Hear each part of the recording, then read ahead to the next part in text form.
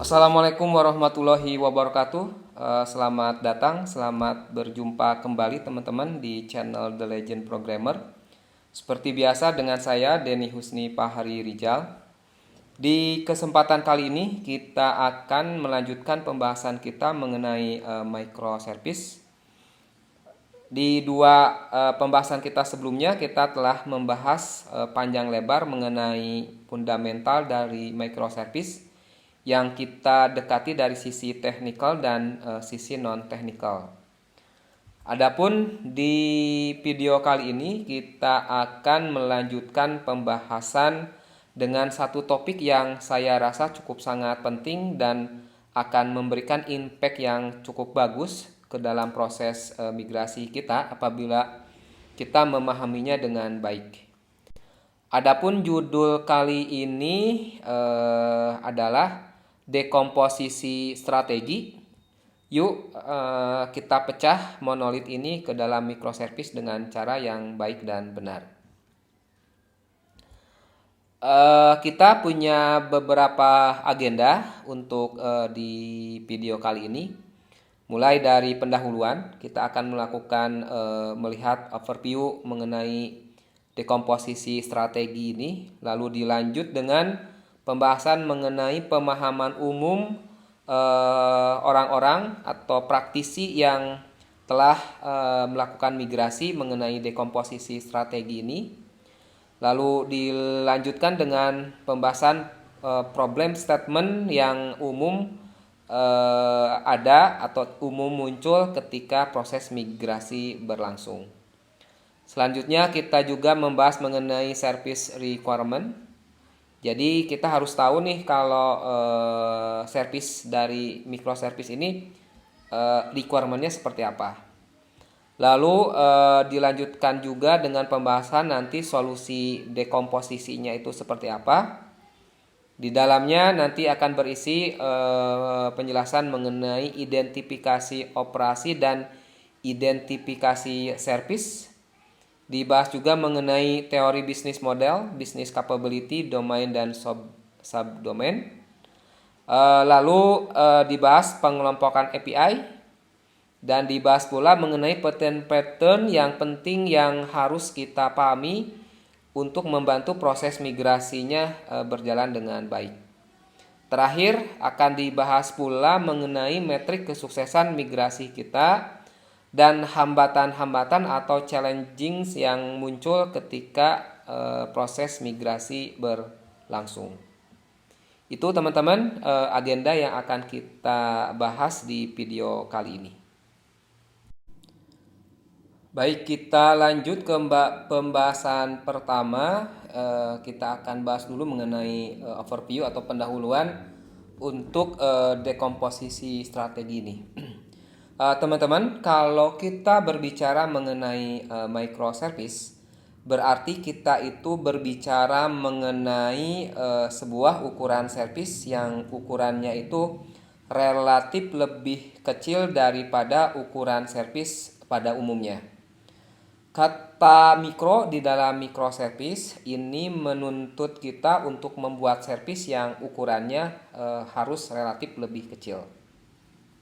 Nah, dari statement tersebut maka akan muncul beberapa pertanyaan yang pertanyaannya itu wajib kita jawab.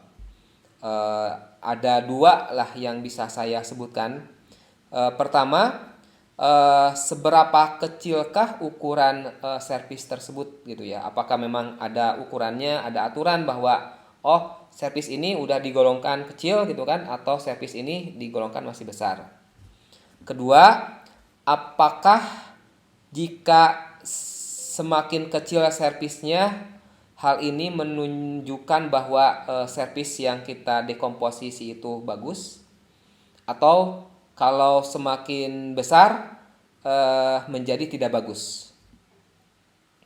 Nah, untuk menjawab hal tersebut, maka pada umumnya para praktisi yang telah melakukan migrasi dari monolit ke microservice, ada beberapa pendekatan yang biasa dilakukan untuk mengukur atau menakar ukuran service ini. Salah satunya pertama bisa dilihat dari ukuran tim.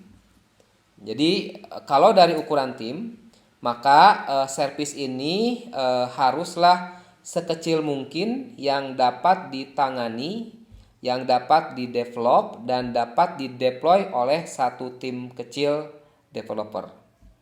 Biasanya kalau di Indonesia ukuran kecil dari developer itu berkisar antara 3 sampai 6 orang. Tetapi kalau di luar negeri, karena mungkin culture-nya agak beda, biasanya mereka memandang ukuran developer yang kecil itu ada di sekitaran 6 sampai 10. Ini persis yang dijelaskan persis yang dijelaskan oleh Richardson dalam websitenya microservice.io. Nah, tentunya satu tim ini adalah satu tim backend dan ada minimal satu lead gitu. Selanjutnya, kalau dilihat dari hubungan tim, maka service yang dibuat itu harus membutuhkan seminimal mungkin hubungan atau kolaborasi antar tim dengan tim di luar service tersebut. Dalam teorinya, biasanya tim ini hanya bertanggung jawab untuk satu service dalam waktu atau dalam kurun waktu yang sama. Dan timnya ini haruslah autonomi. Nah, ini dikenal dengan istilah ownership. Jadi satu service ini memiliki dedicated tim yang benar-benar fokus memaintenance si service tersebut. Nah, ini sesuai dengan apa yang disampaikan atau diungkapkan oleh James Lewis dan Martin Fowler dalam penjelasan mereka mengenai prinsipal dari microservice. Dan ownership ini pula sesuai dengan aturan atau hukum dari Conway. Jadi ini sesuai juga dengan Conway Law of Microservice. Nah, inilah yang menjadi beratnya microservice nih teman-teman kalau dipandang dari segi resource. Kenapa? Karena resource-nya itu harus benar-benar dedicated dan organisasi struktur untuk microservice itu memang harus diperhatikan pula kalau kita memandang dari Conway Law dan microservice principle ini. Selanjutnya, kalau kita lihat dari ukuran waktu, maka servisnya ini harus sesingkat mungkin yang dapat dibuat oleh satu tim tadi. Jadi kalau diperkirakan rata-rata ukuran lama waktu pengerjaannya berkisar antara 1 sampai 2 bulan. Nah, apabila waktu pengerjaannya ternyata lebih dari 2 bulan, hal ini menunjukkan bahwa skop dari servis yang kita kelola atau kita dekomposisi ini terlalu besar, teman-teman. Dan biasanya ada proses yang kurang tepat dalam proses dekomposisinya. Nah, kalau hal ini ditemukan atau kita dapati, inilah saatnya kita untuk memecah kembali servis tadi yang mungkin istilahnya agak besar menjadi service yang jauh lebih kecil. Selanjutnya senada dengan ukuran waktu.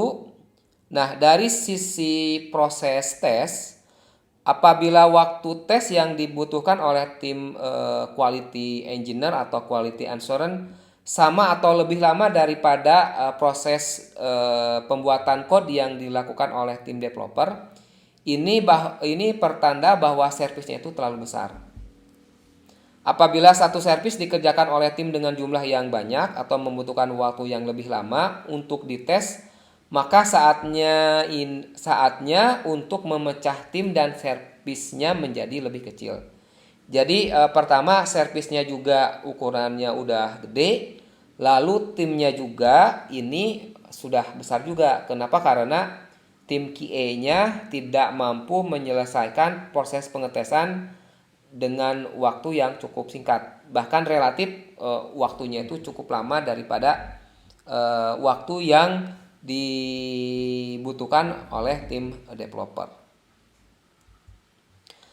Selanjutnya, kalau kita melihat dari fakta lapangan nih.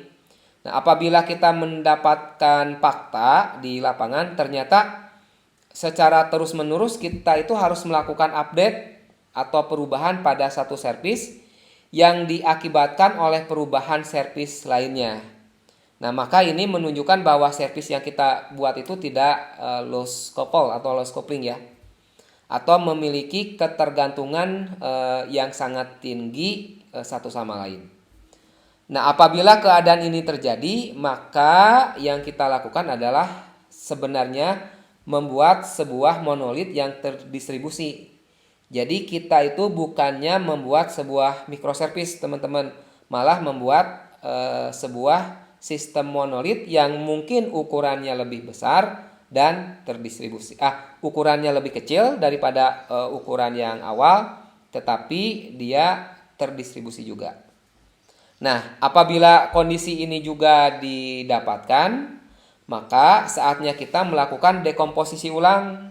Plus kita harus mencoba mendesain ulang bagaimana si service dengan service-nya ini berkomunikasi satu sama lain. Karena ini mempengaruhi nanti ke performance atau latency satu service dengan service yang lainnya. Oke, selanjutnya ini perhatian ya, need attention. Jadi teman-teman harus benar-benar perhatikan hal ini. Nah, fakta-fakta yang tadi telah disebutkan ada 4 pendekatan plus 1 fakta yang kita dapatkan dari lapangan. Ternyata pendekatan-pendekatan yang telah diungkapkan itu tidak terlalu jelas batasan dan definisinya. Kenapa? Karena hampir semuanya itu bergantung pada kinerja dan kualitas tim. Jadi kalau timnya terdiri dari yang sudah senior, sudah berpengalaman, performanya bagus, maka proses pengerjaannya itu menjadi lebih mudah dan lebih cepat. Berbeda apabila dikerjakan oleh tim yang masih awam, masih belajar microservice, juniornya masih banyak, maka waktu yang diperlukan menjadi jauh lebih lama. Sehingga yang 4 itu tidak bisa kita jadikan ukuran yang saklek ya, tidak bisa kita jadikan ukuran yang umum bisa digunakan. Karena tingkat ketergantungan terhadap kinerja timnya itu sangat tinggi. Selain itu, keempat hal tadi plus fakta di lapangan itu baru dapat kita ketahui jika proses dekomposisinya telah selesai dilakukan. Padahal sebenarnya kita itu ingin melakukan proses yang bisa menghasilkan servis yang bagus, atau kita itu bisa prevent dari awal supaya tidak terjadi hal-hal yang kurang bagus. Jadi kalau dengan cara tadi kita hanya bisa mengevaluasi nih. Jadi kita telah melakukan kesalahan, kita evaluasi, kita lakukan dekomposisi lagi. Nah, dengan demikian sebenarnya kita itu perlu mencari cara dekomposisi yang lebih jelas dan lebih benar.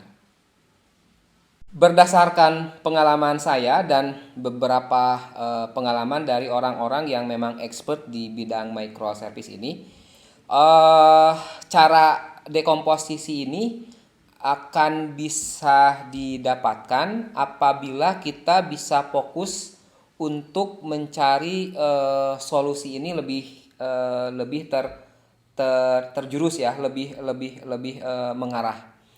Pertama, supaya kita bisa menghasilkan dekomposisi yang bagus, pertama kita harus cari cara untuk menghasilkan servis yang benar dan bagus. Kedua, kita harus punya catatan atau indikasi atau problem statement bahwa servis yang bagus itu adalah servis yang seperti apa. Atau servis yang tidak bagus itu adalah servis yang seperti apa.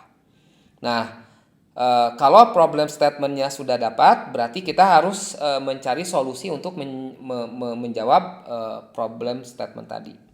Nah, apabila 3 hal tadi telah kita lakukan, jadi kita sudah mencari cara untuk menghasilkan servisnya, lalu kita juga sudah mengetahui problem statementnya, dan kita juga cari solusi untuk menjawab problem statement, maka secara tidak langsung atau akhirnya sebenarnya kita itu telah mengarah ke pembuatan servis dengan ukuran yang ideal dan benar. Oke, ini adalah problem statement atau permasalahan yang umum didapat atau bisa ditemui ketika proses dekomposisi itu dilakukan. Nah, kesalahan itu satu, ketika mengelompokkan fungsi dan capability untuk masuk ke dalam satu service tertentu. Nah, di sini sering terjadi kesalahan. Terjadi kesalahan apa? Terjadi kesalahan untuk mengelompokkan atau terjadi kesalahan dekomposisi tadi. Nah, kedua, salah satu contoh kesalahan dekomposisinya adalah dengan cara mengelompokkan berdasarkan entity atau berdasarkan model. Nah, akibatnya karena berdasarkan entity atau berdasarkan model service ini, maka ada bagian-bagian fungsional atau bagian-bagian layer dari code kita yang ke bawah, karena si service ini kan kadang include ke bawah semua ya. Jadi di layer yang lebih atas, misalkan layer service, layer interface, atau layer data access object, karena mengarah ke entity yang sama, maka itu satu gelondongan akan ke bawah. Nah, ini dikenal dengan istilah wrong cut. Jadi kita itu agak kesalahan ketika memotong capability-nya atau memotong functionnya. Jadi bisa terlalu kecil atau terlalu banyak.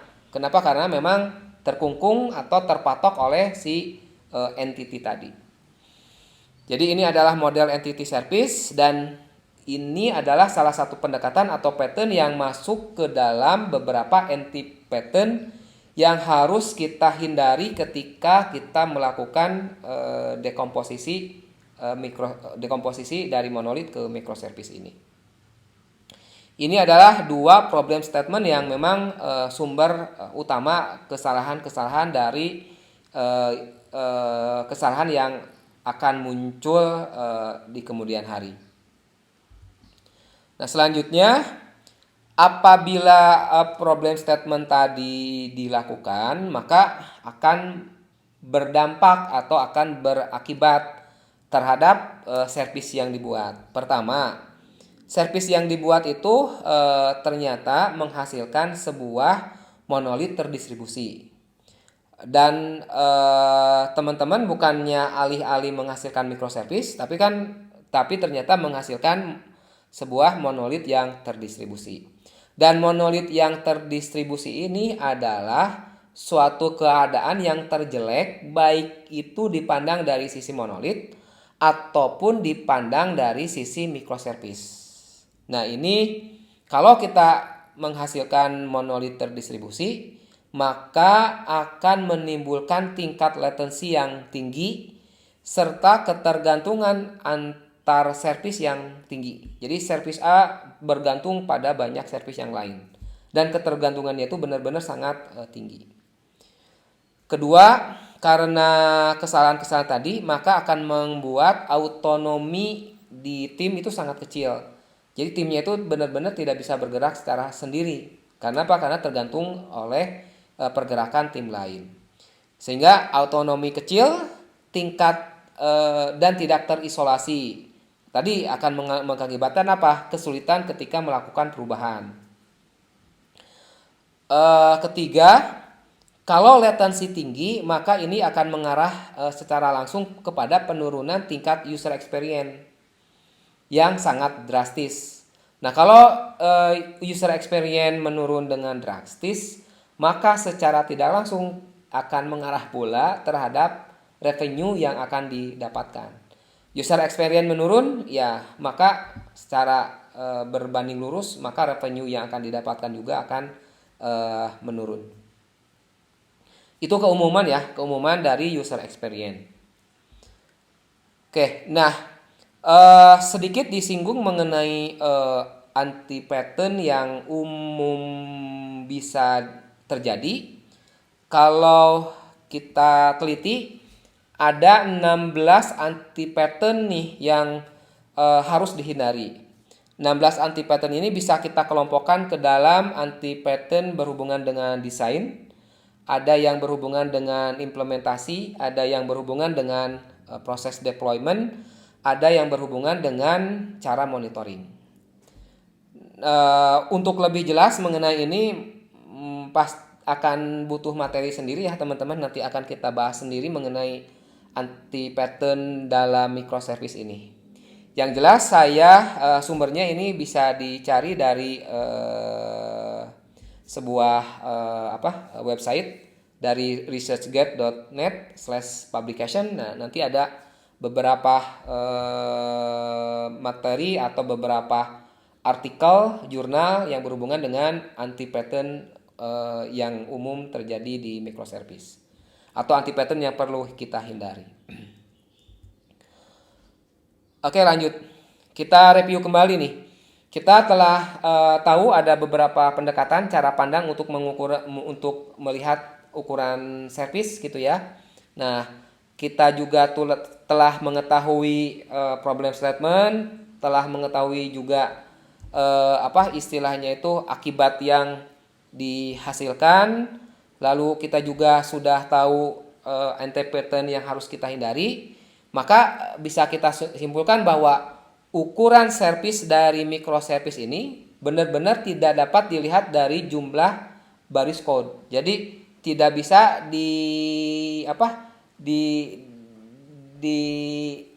ukur berdasarkan LOC-nya. Jadi kalau LOC-nya kecil, oh berarti service-nya bagus, nggak bisa. LOC-nya besar, service-nya tidak bagus, tidak bisa.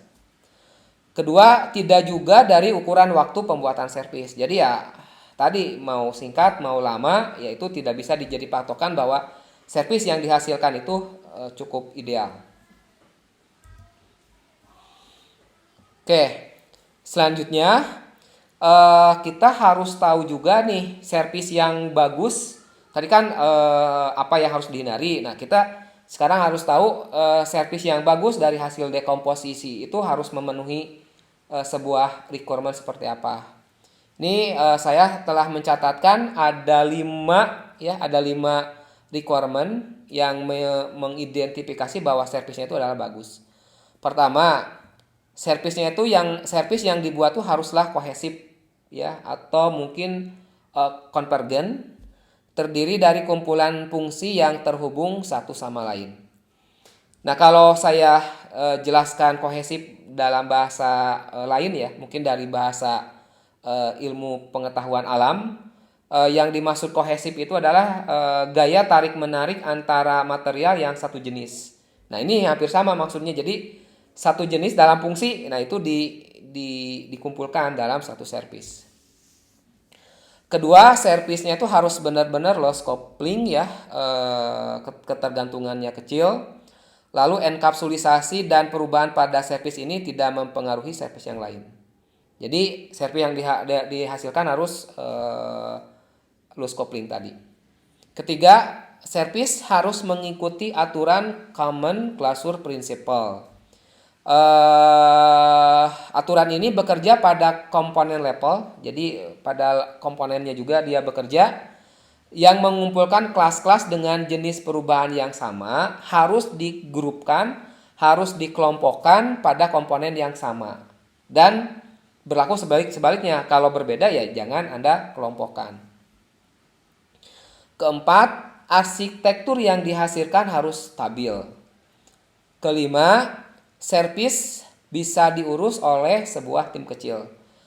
Kalau 5 tetap ya, bahwa namanya microservice ya tetap harus bisa diurus oleh satu tim yang kecil. Oke, Nah, itu requirement-nya.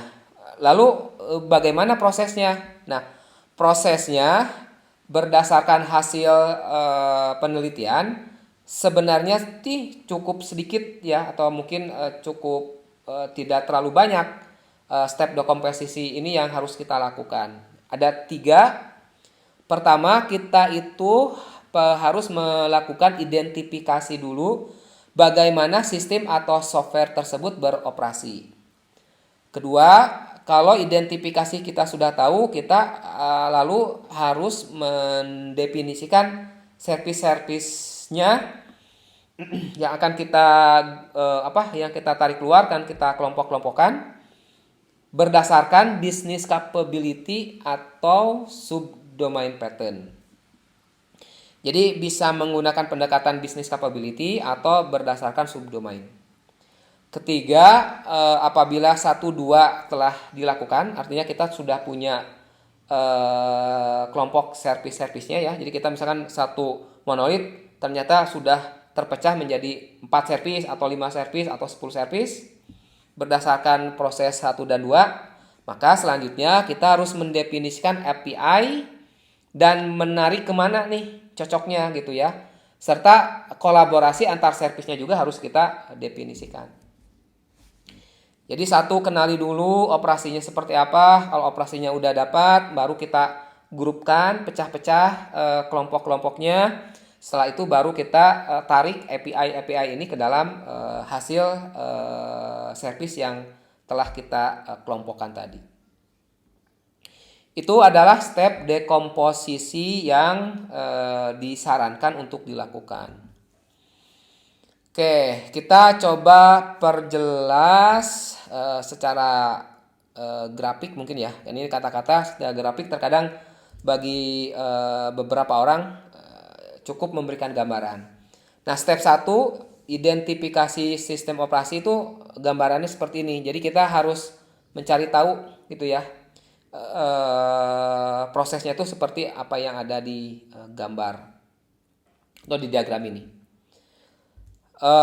Itu langkah 1. Langkah 2 adalah identifikasi service. Jadi nanti dari operasinya itu kan bakal diketahui nih, ini masuk ke kelompok fungsi mana ya. Misalkan kalau di sini terlihat ada yang masuk ke order, ada yang masuk ke restoran, ada yang masuk ke kelompok kitchen.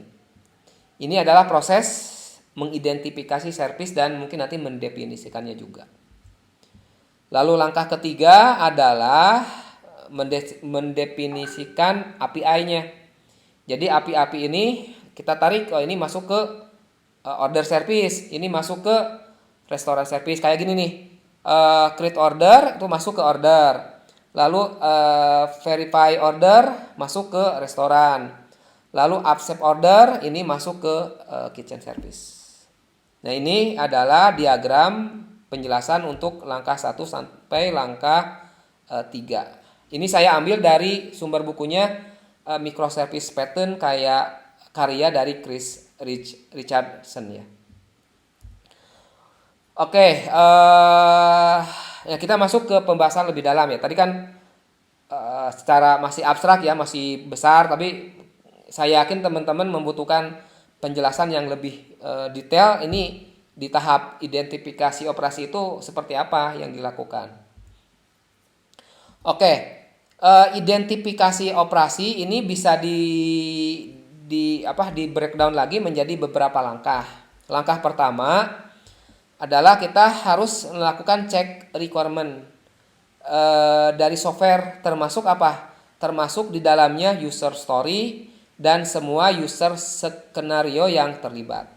Jadi ya kita harus cek-cek nih dari apa ya? Dari dokumentasi, dari Jira, atau dari code-nya sendiri. Itu langkah pertama.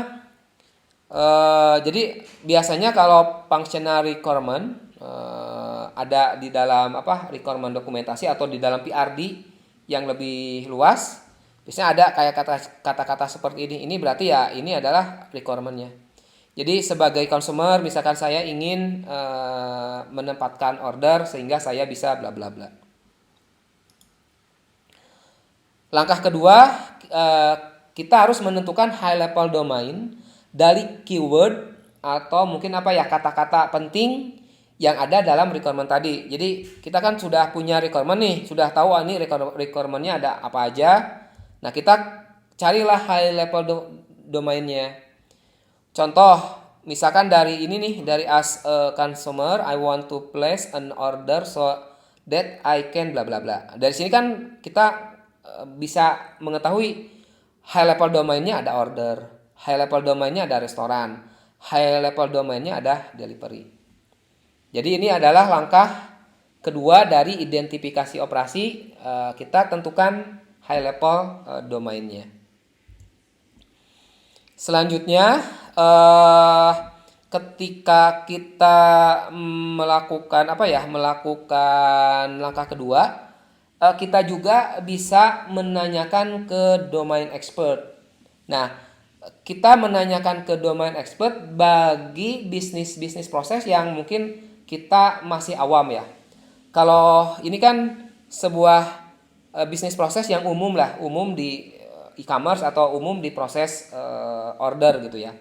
Nah, bagi bisnis proses yang nggak umum, misalkan bisnis proses di rumah sakit, bisnis proses kedokteran, pokoknya hal-hal yang pengetahuan kita itu terbatas di bisnis proses tersebut, maka kita disarankan harus tanya expertnya.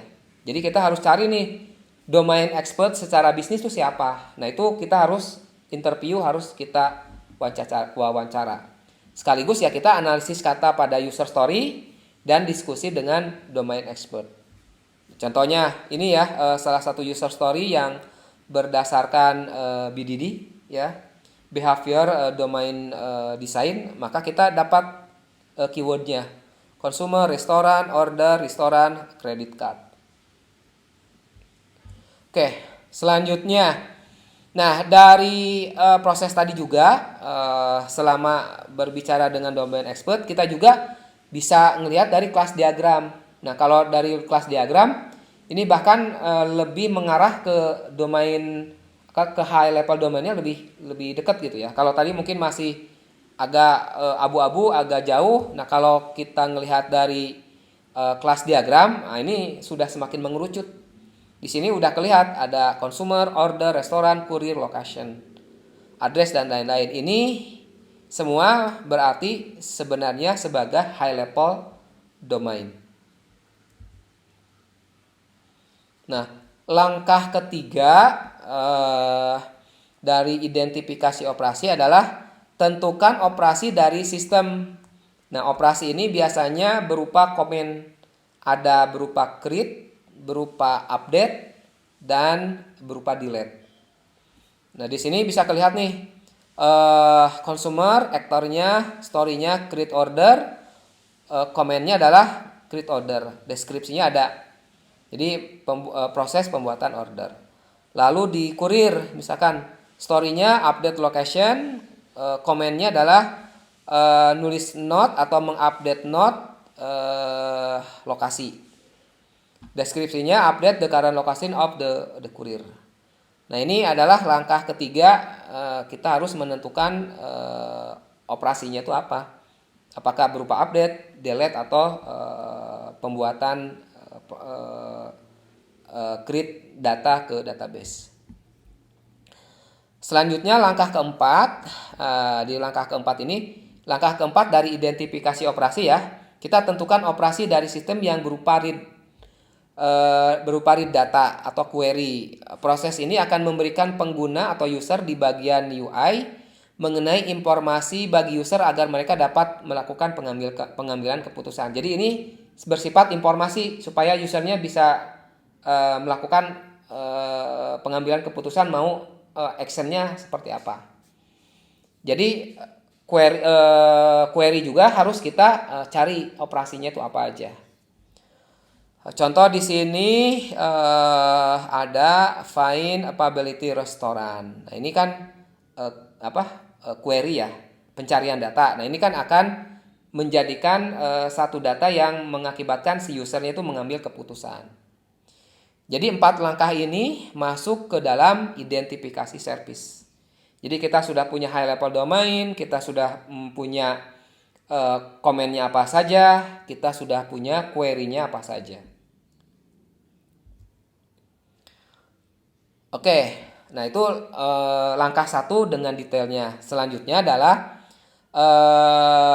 detail pembahasan untuk identifikasi dan definisi service. Nah, bagaimana caranya menentukan service-service ini?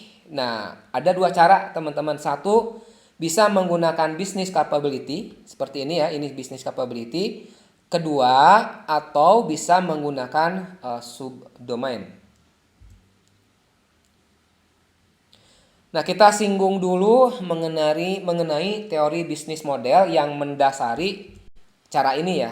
Jadi kenapa harus menggunakan business capability? Bukan berdasarkan fungsi saja gitu ya. Dan kenapa harus menggunakan subdomain bukan hanya fungsi saja.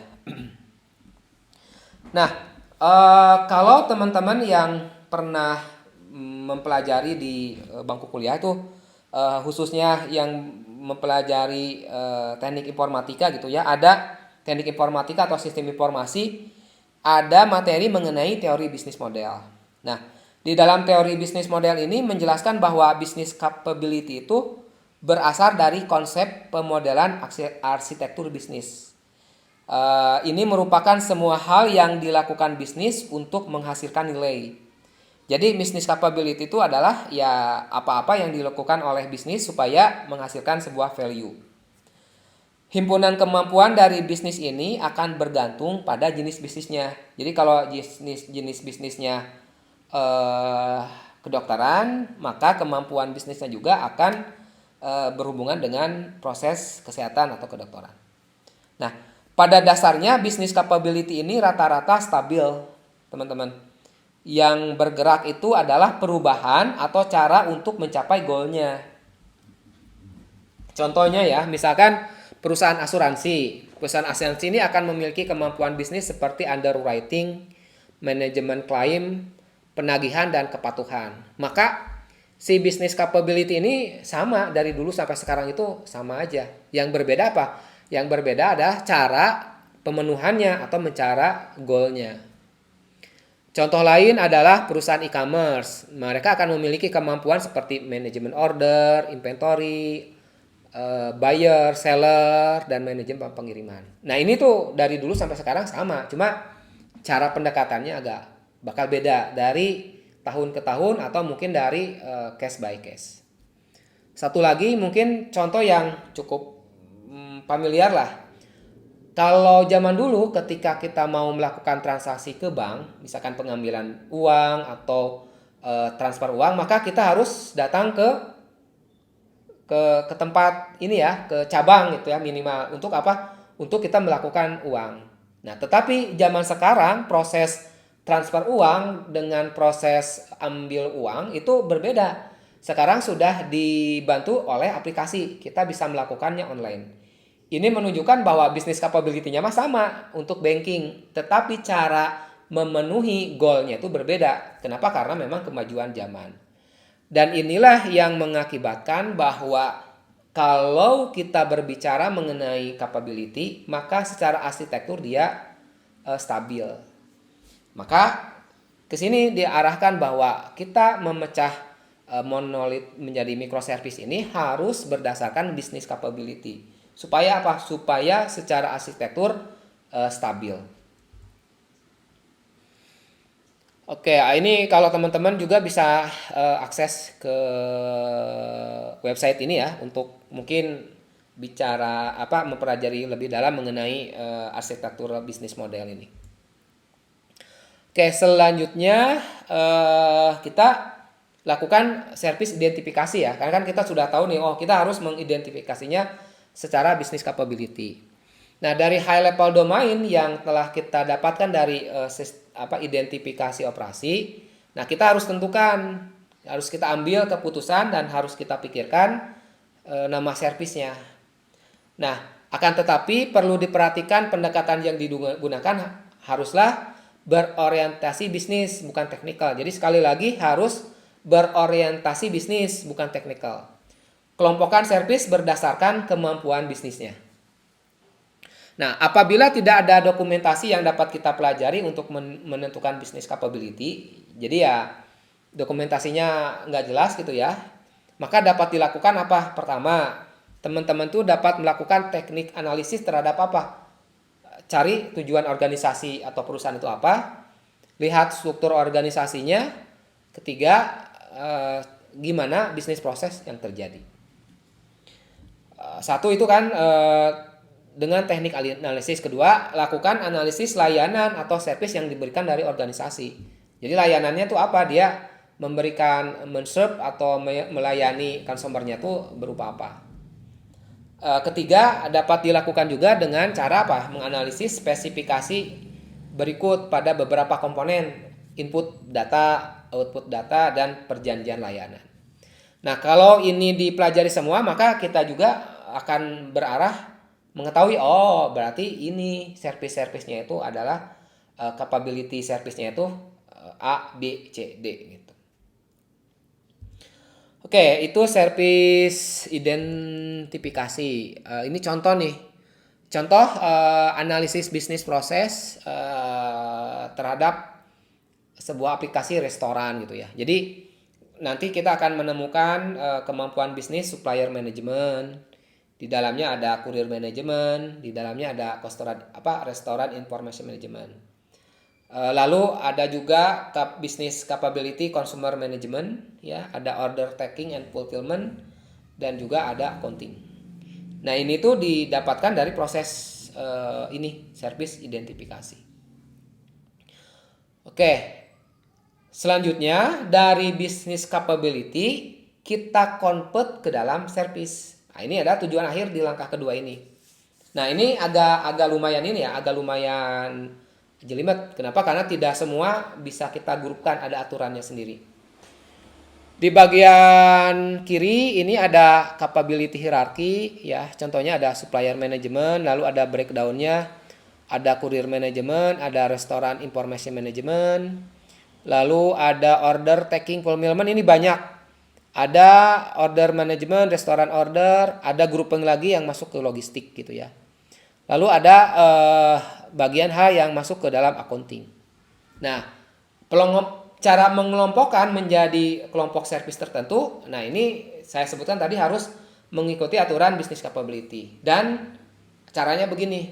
Pertama, kita bisa menarik top level domain ini di map langsung menjadi service. Contohnya yang ini nih, yang supplier management. Nah, yang customer management, kita langsung map ini menjadi consumer service. Kenapa? Karena top levelnya kita map menjadi service ya. Tetapi ada kasus lain, kalau ada sub capability kita map juga menjadi service ketika ada perbedaan yang mendasar. Contoh ini yang supplier management. Di sini kan ada courier management, sub capability-nya ada restoran informasi. Maka kita tidak bisa menggrupkan menjadi supplier management. Kita harus memisahkan menjadi dua service. Satu courier service, kedua restoran service. Kenapa? Karena dua hal ini secara bisnis proses berbeda. Secara mendasar tuh terlalu jauh ya. Maka ya kita kelompokkan menjadi dua service yang berbeda. Ketiga, ini sebaliknya. Jika kita memiliki kesamaan, jadi ada sub capability yang sama, ya maka kita kelompokin aja menjadi satu service. Contohnya adalah yang logistik dengan accounting ya. Di logistik kan ini ada dua sub capability.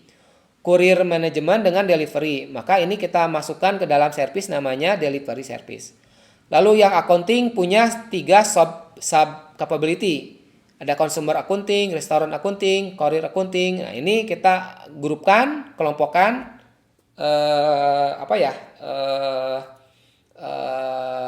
kumpulkan menjadi accounting service. Tujuannya apa? Tujuannya supaya servicenya kohesif ya, seperti yang di awal disebutkan bahwa servicenya itu harus kohesif.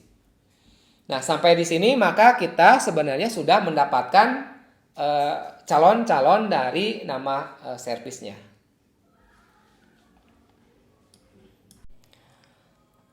Kalau kita telah melakukan dekomposisi dengan menggunakan business capability ini, maka teman-teman kita itu akan mendapatkan keuntungan, benefit atau kelebihan dari cara ini. Nah, adapun kelebihannya atau keuntungannya, pertama adalah hasil arsitektur yang dihasilkan nanti itu akan lebih stabil. Kenapa? Karena kita sudah tahu bahwa business capability ini seperti yang saya tadi jelaskan adalah stabil.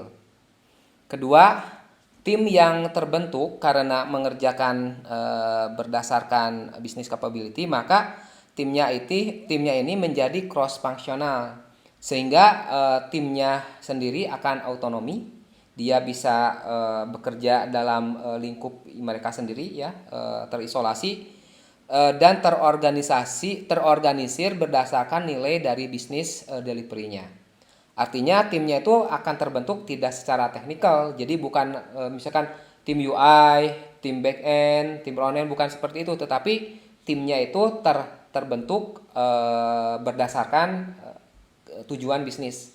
Misalkan tim payment gitu ya, atau tim logistik. Itu adalah tim yang terbentuk untuk mendelivery kebutuhan bisnis payment.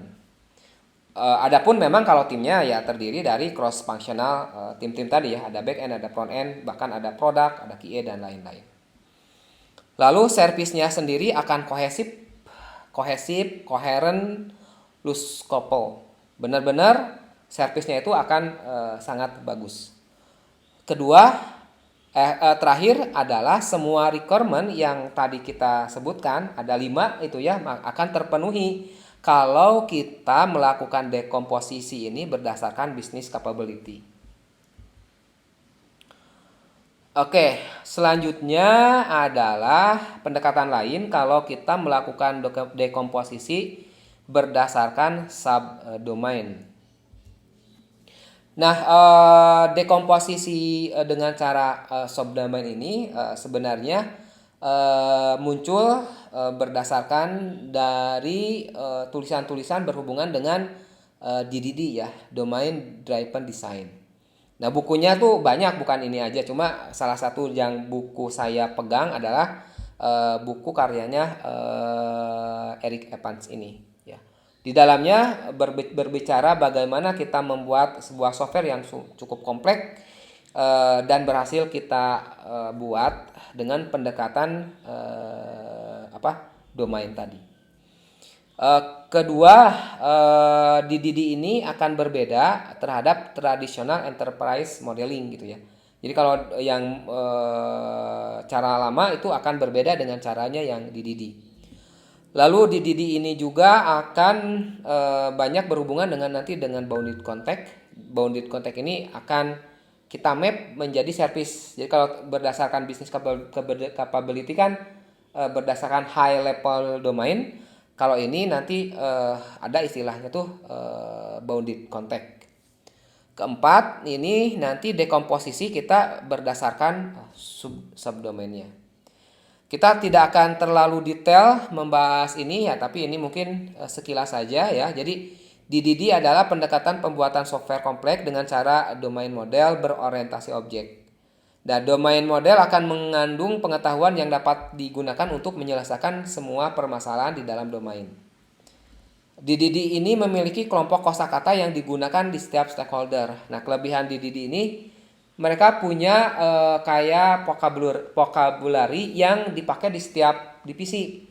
Jadi di developer sama, di TA sama, di tim produk sama, di tim bisnis sama. Sehingga apa? Sehingga kosakatanya itu kalau berkata A maknanya itu sama. Jadi tidak ada kesalahpahaman atau kesalahan interpretasi. Kenapa? Karena mungkin yang dimaksud tim bisnis A tetapi tim produk menerjemahkan jadi B, lalu engineering menerjemahkan jadi C. Nah, kalau menggunakan DDD dikenal dengan ada istilahnya itu ubiquitous language. Sebuah bahasa yang disepakati supaya meminimalkan terjadinya kesalahpahaman. Nah, dalam implementasi microservice, DDD ini memiliki dua konsep penting. Pertama, tadi sebutkan adalah bounded context. Kedua adalah subdomain. Nah, kalau kita terapkan kembali cara yang tadi dilakukan dengan menggunakan business capability, lalu kita gunakan dengan subdomain, maka langkahnya hampir sama seperti ini. Jadi nanti order taking subdomain ini masuk ke order, delivery masuk ke delivery, kitchen masuk ke kitchen, accounting masuk ke accounting. Seperti ini. Oke, nah kelebihan dari dekomposisi subdomain ini, pertama, secara natural itu DDD dengan microservice itu sudah sejalan dan saling mendukung. Kedua, hampir sama seperti business capability, dia stabil secara arsitektur. Ketiga, servisnya juga kohesif dan loss coupling sama. Keempat, ini kelebihannya tambahan adalah menghilangkan ambiguitas antar stakeholder. Kelima, membuat bisnis proses yang kompleks menjadi lebih sederhana dan mudah dipahami.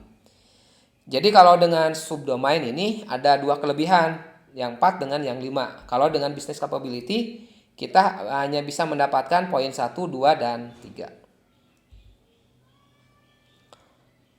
Nah, kalau mengenai DDD ini mungkin kita akan jelaskan detail di video lebih khusus. Kenapa? Karena ini sangat panjang ya. Teman-teman, pembahasannya, cuma saya ingin menjelaskan bahwa business capability dengan pendekatan subdomain ini dua-duanya bisa digunakan, cuma ya yang subdomain ini memiliki kelebihan daripada yang business capability. Bahkan kalau subdomain ini kita bisa mengetahui hierarki ya.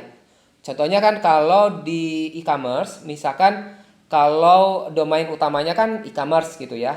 Sedangkan logistik dengan payment di dalam e-commerce itu dia bertindak sebagai subdomain. Tetapi kalau di payment gateway atau di penyedia jasa pembayaran, maka si payment ini menjadi domain utama, bukan subdomain. Sedangkan kalau di e-commerce dia menjadi subdomain. Artinya nanti skopnya juga akan berbeda ya. Kalau di payment gateway, payment itu nanti bakal banyak bawah-bawahannya sehingga kita tidak bisa membuat satu service namanya payment ya, karena kalau di payment ini menjadi monolit gitu ya. Tetapi kalau di e-commerce, payment ini menjadi subdomain dan menjadi cikal bakal kandidat untuk satu independent service. Itu mungkin sekilas kelebihan mengenai dekomposisi menggunakan subdomain. Selanjutnya adalah kita masuk ke detail pembahasan mengenai mendefinisikan API-nya ya. Jadi kita sudah tahu servisnya, udah tahu kelompok servisnya apa aja. Nah, kita sekarang tahu cari ini mana nih API yang harus masuk ke servis A, servis B atau servis C. Oke, nanti akan berisi pertama si service ini akan berisi operasi dan event. Operasi termasuk ya di dalamnya ada query ya, mungkin ini kurang, maaf. Jadi ada operasi, ada query, ada event. Kedua, mapping setiap operasi ke service yang bersesuaian. Ketiga, yang pertama adalah yang memutuskan service mana yang merupakan titik masuk awal untuk sebuah request. Jadi kalau ada suatu flow, nah satu service yang pertama di-hit, maka itu adalah service yang menjadi tempat si operasi tadi berdiam. Nah, kebanyakan sistem operasi termapping dengan jelas pada service dan ada beberapa yang kurang jelas. Kita harus melihat kodenya secara langsung. Jadi kalau kita nanti menemukan beberapa operasi atau fungsi atau proses atau API, umumnya ya mudah. Tetapi kalau sulit memappingnya, maka kita harus melihat lebih detail ke dalam kodenya. Lalu dari API tadi kita harus kasih penamaan untuk API baru dan API lamanya yang kita migrasi. Contoh kalau out service seperti ini ya, yang seperti nomor 6 ini adalah service lama, nomor 7 adalah service baru. Kedelapan, tentukan service-service yang harus berkolaborasi. Jadi kan service A, service C pasti masih tetap ada yang berkolaborasi tapi sudah cukup sangat minim. Nah, kita tetap harus menentukan. 9, kita harus menentukan juga event atau flow data. Nah, ini salah satu hal yang cukup penting juga. Kenapa? Karena terkadang kalau untuk sistemnya yang sinkron mudah. Kenapa? Karena kan jalurnya itu sinkron semua ya. Jadi kita menentukan API ini masuk ke service apa mudah. Tetapi kalau sudah ada event atau sudah ada asynchronous proses, maka menentukan API itu agak susah. Kenapa? Karena kan tersebar di berbagai service. Nah, maka kita harus menentukannya, mempelajarinya berdasarkan event dan flow datanya itu kemana. Oke, nah selanjutnya adalah proses kita membuat dokumentasi untuk menuliskan service, nama-nama service, lalu sistem operasinya apa saja, dan kolaborasi seperti apa. Nah, dokumentasi ini sangat penting. Kenapa? Karena ini akan dijadikan acuan oleh tim developer untuk nanti proses development atau proses pembuatan kode yang baru. Jadi tabel ini atau dokumentasi ini hasil kerjasama antara tim produk dengan tim developer. Jadi untuk menentukan servisnya apa, operasinya apa, kolaborasinya seperti apa. Jadi ini harus benar-benar ada. Kenapa? Karena kalau tidak ada nanti sulit. Kita sudah mendekomposisi dengan benar, pas mau mengerjakan lupa lagi. Nah, kalau ada dokumentasi, nah bisa kita lihat, oh ini servisnya ini, operasi yang masuk ke servisnya itu apa aja. Nah, nanti hubungan dengan servis yang lainnya itu proses apa aja. Jadi di dokumentasi tadi harus jelas API lama, API barunya apa, lalu payloadnya juga, serta resultnya. Oke, selanjutnya kita masuk ke pattern penting. Jadi tadi kan kita udah beres lah dari proses 1 sampai proses 3, sehingga kita sudah punya dokumentasi yang lengkap untuk tim developer mulai mengerjakan pengkodean service baru. Nah, kita selama proses juga harus memperhatikan ada pattern-pattern yang penting. Kenapa? Karena pattern-pattern ini akan mempengaruhi kesuksesan kita dalam migrasi. Satu adalah single responsibility principle. Ini dijelaskan oleh Uncle Bob ya di dalam bukunya Clean Code dengan Clean Architecture. Nah, harus membuat service ini berdasarkan ini. Jadi satu service memiliki satu fungsi dan bertanggung jawab sesuatu hal yang jelas. Jadi jangan sampai satu service itu memiliki capability yang banyak. Jadi ya satu kelas, satu responsibility. Satu service, satu responsibility. Kedua adalah common cluster principle yang tadi udah disebutkan, mengelompokkan beberapa kelas dan komponen yang memiliki keharusan berubah bersama ketika terjadi perubahan. Jadi kita mengelompokkan bagi kelas-kelas yang berubah secara bersamaan. Selanjutnya juga adalah solid principle. Ya, salah satunya single responsibility, open close principle, list scope substitusi, dependency inversion, interface segregasi. Nah, ini harus diperhatikan juga. Kalau 1 2 udah benar-benar harus. Nah, ini yang solid principle juga harus diperhatikan juga. Ketika mungkin kalau yang solid principle itu ketika nanti penulisan ulang. Oke, itu adalah pattern-pattern penting. Nah, selanjutnya adalah kalau kita telah beres tadi kan pembuatan dokumentasi, pengelompokan, lalu kita sudah mengkode gitu ya, membuat kodenya baru, servisnya baru.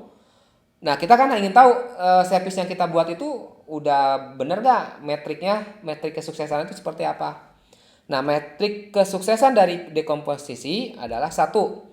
Servis-servis yang dihasilkan harus dapat mempercepat proses development.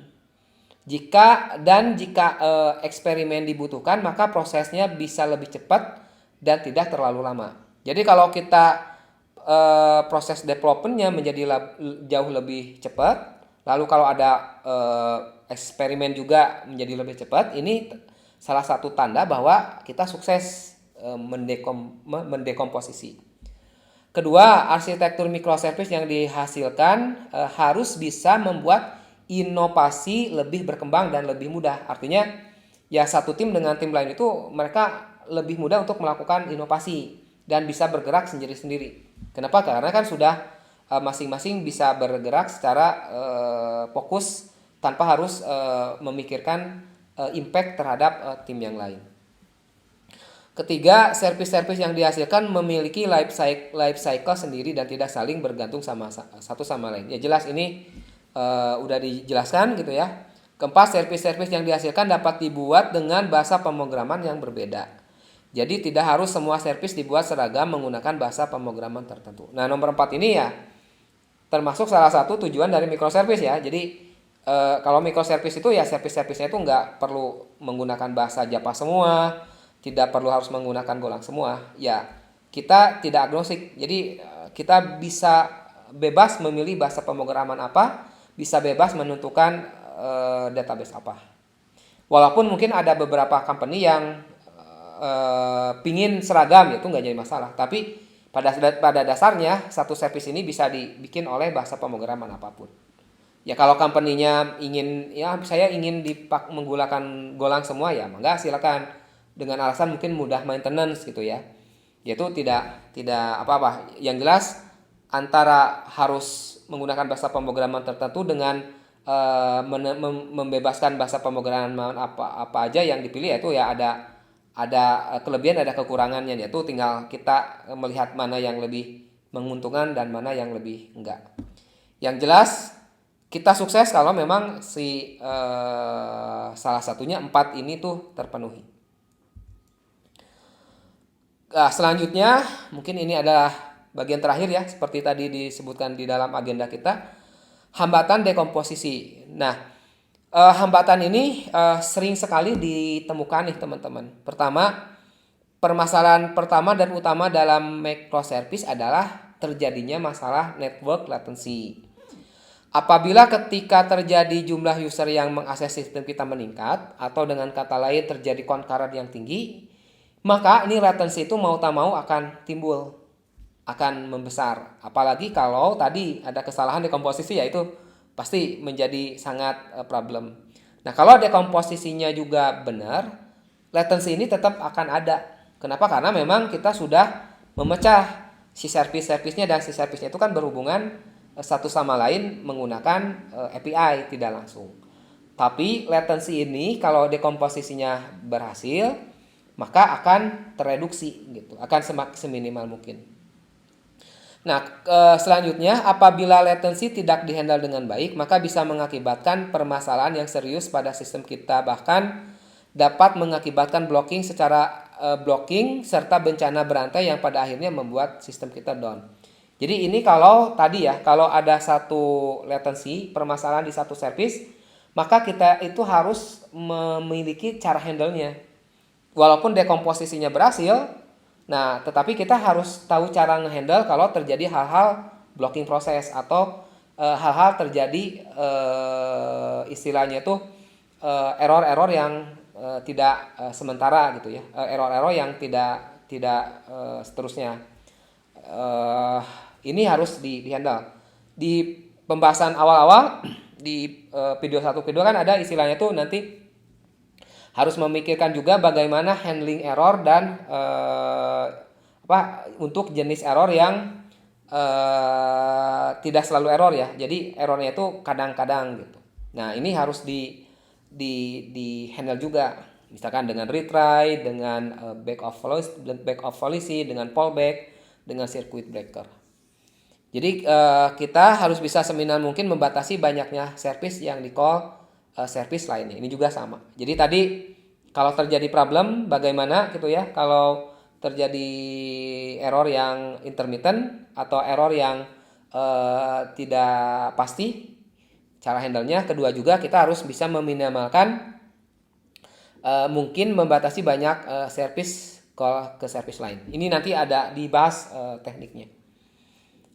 Bisa menggunakan duplikasi atau menggunakan event base.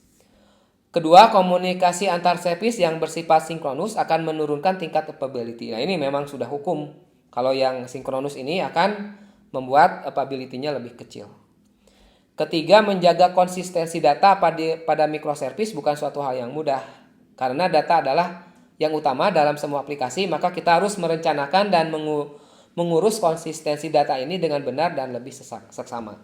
Di monolith aja susah, apalagi di microservice. Nanti ada penjelasan selanjutnya bagaimana kita menjaga konsistensi, sama seperti tadi bagaimana kita menjaga intermittent error ataupun menjaga service to service komunikasi yang lebih efisien.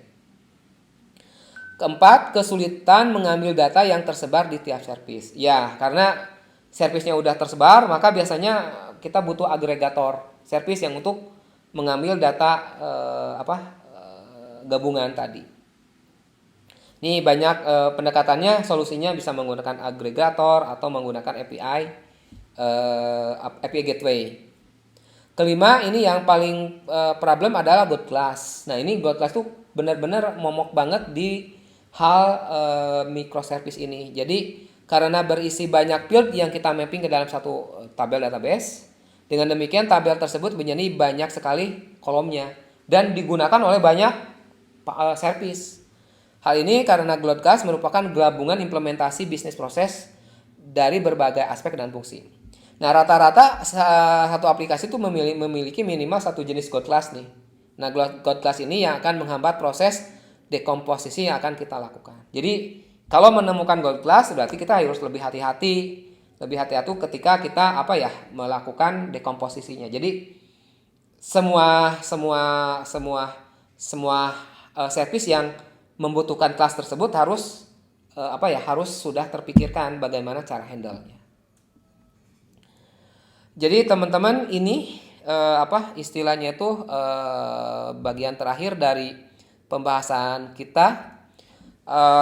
Mungkin di selanjutnya nih kita akan masuk ke pembahasan mengenai bagaimana strategi kita memigrasi.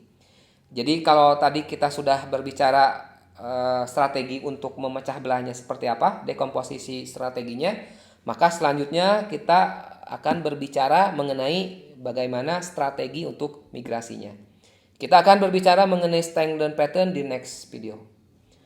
Baik, teman-teman, ini adalah akhir dari video kita kali ini. Semoga bermanfaat. Sekali lagi, terima kasih atas waktunya. Tolong di-share dengan teman-teman yang lainnya, dan apabila teman-teman merasakan manfaat yang bagus dari video kami kali ini, tolong di-share dan kasih jempol untuk kita. Sekian, terima kasih. Assalamualaikum warahmatullahi wabarakatuh.